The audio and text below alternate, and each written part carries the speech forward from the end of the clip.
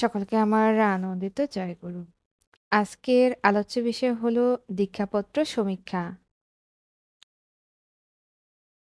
আলিপুরদুয়ার, উত্তরবঙ্গ থেকে ঋত্বিক দাদার বিশেষ অভিজ্ঞতা। এখন বলবো আমি।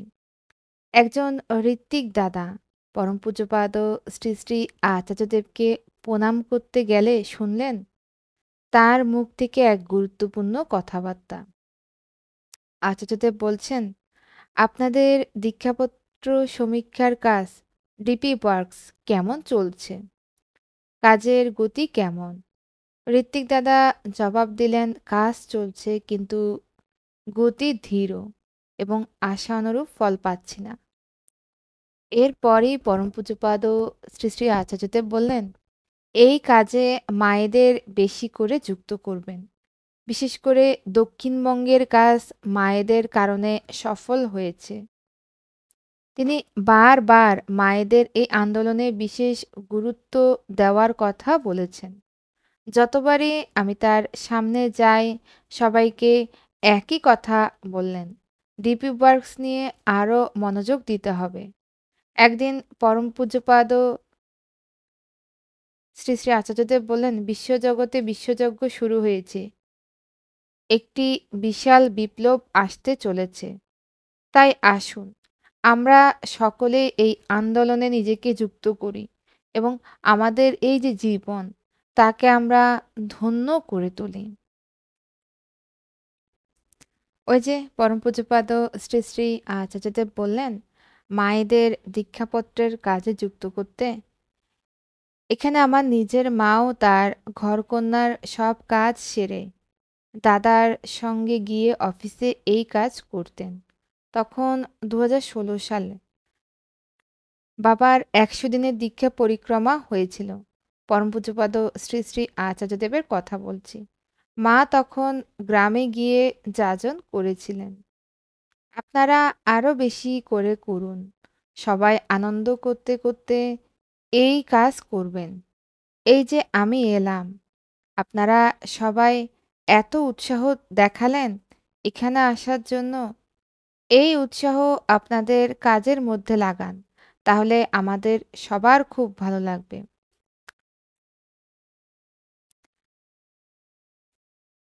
আমি কিছুদিন আগে আসামে গিয়েছিলাম।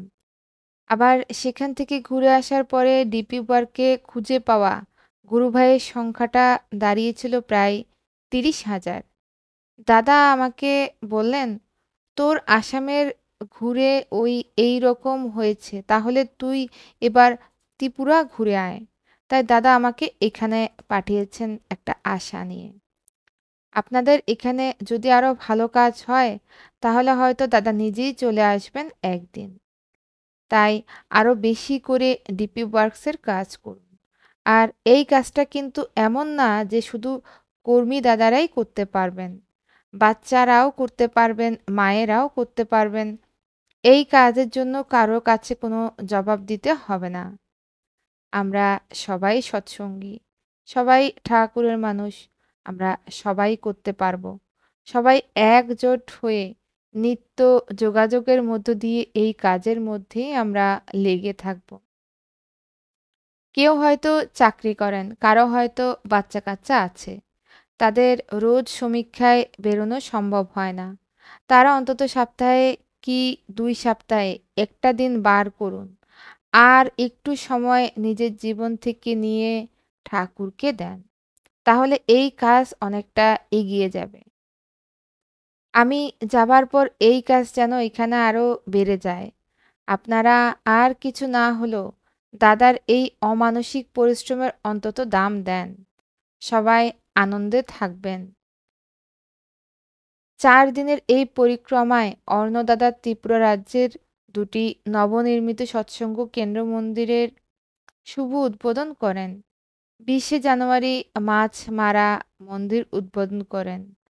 প্যাচার দল সৎসঙ্গে পৌঁছে শ্রীমন্দিরের নতুন গৃহে শ্রী শ্রী ঠাকুরের প্রতিকৃতির আবরণ উন্মোচন করেন।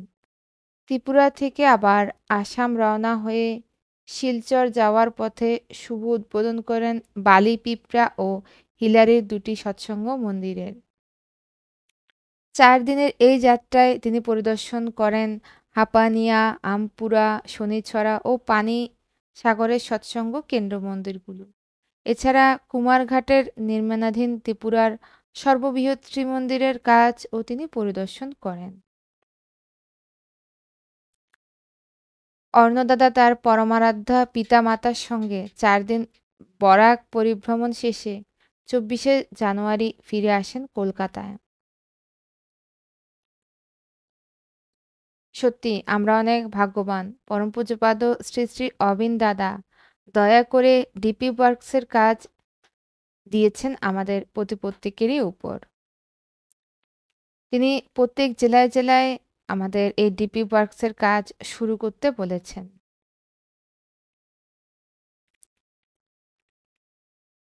আমরা যে সমস্ত গুরু ভাই বোনদেরকে আমাদের সাথে যুক্ত করতে চাই, এই ডিপি ওয়ার্কসের মাধ্যমে আমরা তাদেরকে আমাদের সঙ্গেই যুক্ত করতে পারবো।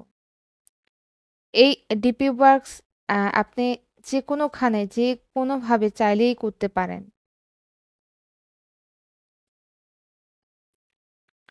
এর জন্য আপনার থেকে তেমন কিছুই করতে হবে না। শুধু ইচ্ছাটুকুই থাকলে হবে।